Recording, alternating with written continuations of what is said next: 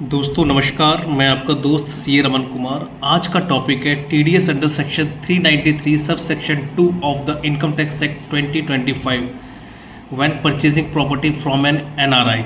जब हम किसी एनआरआई से प्रॉपर्टी परचेज करते हैं तो हमको किन किन बातों का ध्यान रखना है, किस रेट से टीडीएस डिडक्ट करना है, कौन सा फॉर्म फाइल करना है, कब फाइल करना है, कौन से फॉर्म में टीडीएस सर्टिफिकेट इशू करना है। चलिए दोस्तों स्टार्ट करते हैं हमारा वीडियो।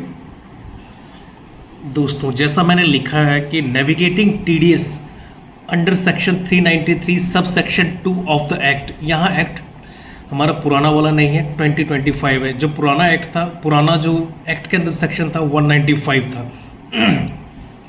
तो हम पढ़ेंगे when purchasing property from an NRI, एक प्रैक्टिकल गाइड, मतलब क्या क्या हम बातों का ध्यान रखना है। तो सबसे पहला क्या है हमारा, पहले समझ लेते हैं।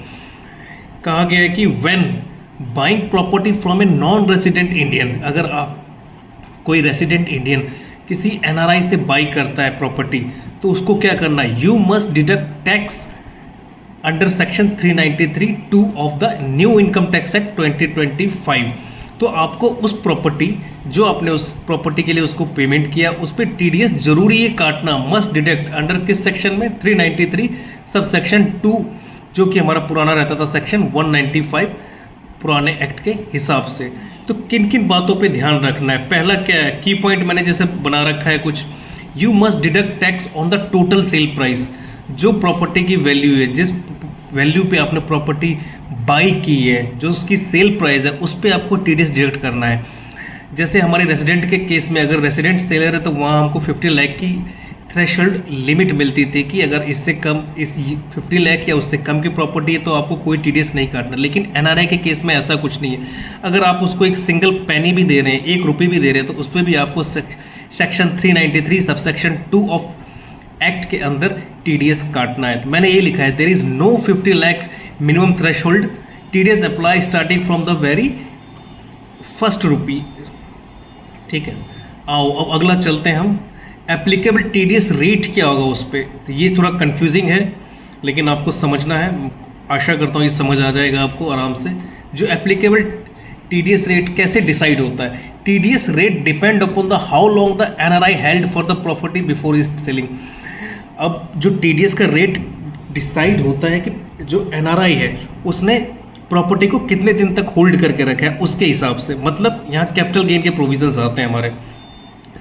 जैसे मैंने टेबल में 4 कैटेगराइज कर रखा है। प्रॉपर्टी होल्डिंग पीरियड, अगर उसने 24 महीने से ज़्यादा प्रॉपर्टी होल्ड कर रखी है एनआरआई ने, जो कि सेलर है, तो वो long term capital asset treat होगा, और उस पर जो बेस रेट होगा 12.5% होगा, प्लस सरचार्ज अगर एप्लीकेबल है, प्लस एजुकेशन सेस, वो रेट मिला के आपका टीडीएस का रेट बन जाएगा। अगर वही प्रॉपर्टी 24 महीने या उससे कम की होगी तो उस पर शॉर्ट टर्म के जो रेट है वो लग जाएंगे, जो कि 30%, ठीक है, plus applicable surcharge plus education cess. ठीक है, तो रेट इस तरह बनता है। तो अगर मैंने देखा है कि देखो, जैसे ये है मेरा, अगर प्रॉपर्टी की वैल्यू 50 लाख से ज़्यादा है तो मुझे पता है सरचार्ज 10% है, उस केस में जो मेरा इफेक्टिव टीडीएस रेट निकल के आएगा 14.3%।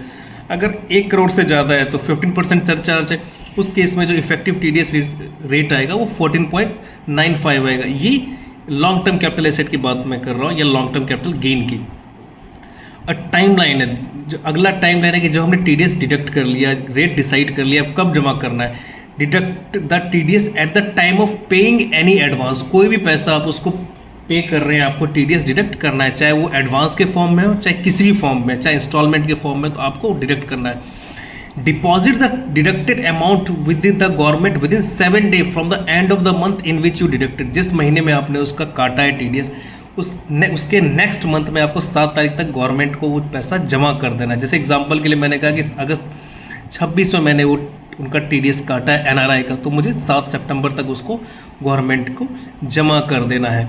ठीक है, उसके बाद मुझे क्वार्टरली टीडीएस रिटर्न फाइल करना होगा।